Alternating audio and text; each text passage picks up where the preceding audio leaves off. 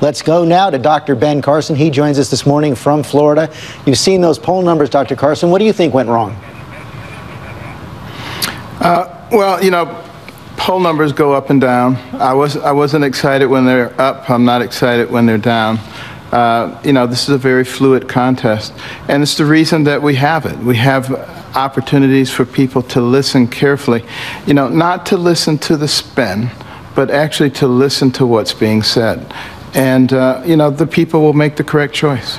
You know, Ted Cruz thinks he does know what went wrong. In that tape we showed in the piece, he not only went after Donald Trump, but he also questioned what voters are thinking about you. Let's listen.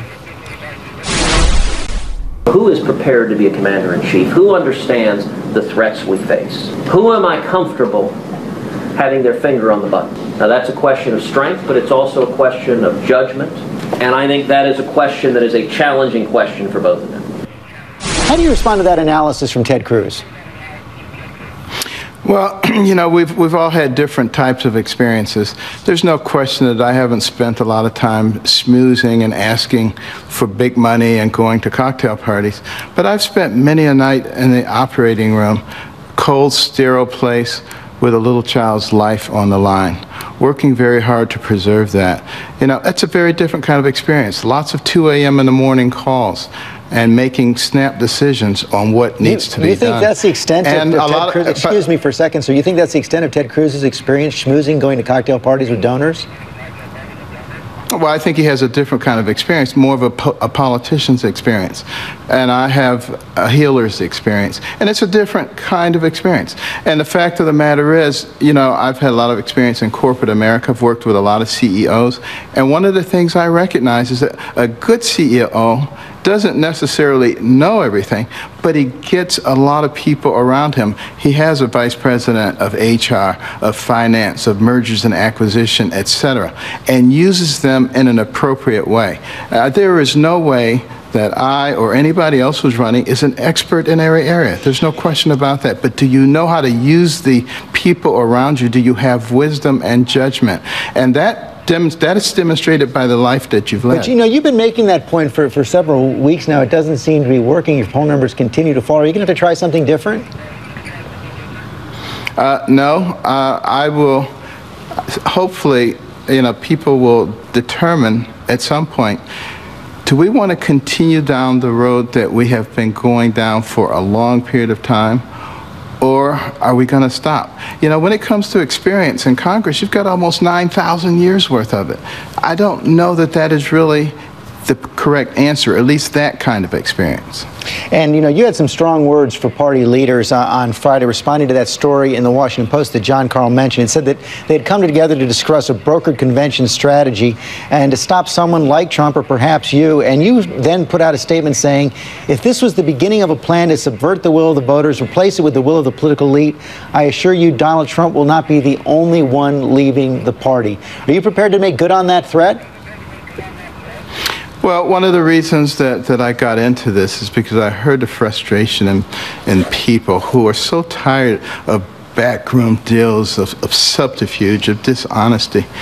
And, you know, if that is the case, then, you know, I'm out of here. Now, I have subsequently spoken to Reince Priebus. He told me those are routine meetings. They have them all the time. This was no different than any of the others, that the last thing that they would do is engage in backroom dealing. But, you know, the jury's out. We'll certainly be keeping a close eye on things.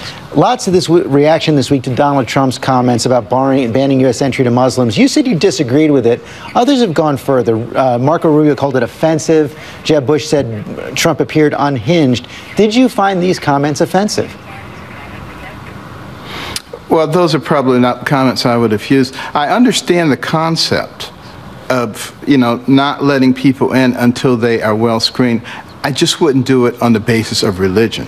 But it makes absolutely perfect sense for us to start doing something now and not to just let people in. You know, this whole Syrian thing, you know, when I was over there, nobody wanted to come here. They wanted to be resettled in their own country. And there are adequate ways to do that. There are adequate ways to take care of them in Jordan. If we needed to take them, that would be a different story. But taking tens of thousands of them doesn't solve the problem. There's millions of them. That's just a Band-Aid that makes some people feel good like they've done something. But your campaign has had some inconsistent statements on this broader issue. On Monday, put out a statement saying everyone visiting our country should register and be monitored during their stay. Then on Tuesday, you told Jake Tapper at CNN that idea is ridiculous. Do you understand how that kind of a flip in just 24 hours might give voters pause? Well, it's not a flip, because you have to listen to what I said when I talked about monitoring.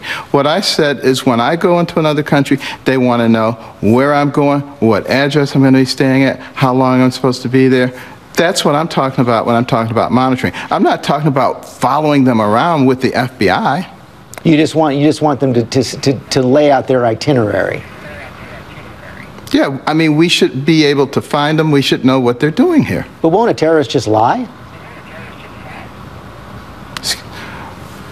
Well, again, we're going to have to be a little smarter. I mean, you've probably seen some of the questions that they ask in the screening. Have you ever been a terrorist? Are you planning a terrorist attack? You know, have you been trained with tactical? Give me a break. I mean, you know, we have to.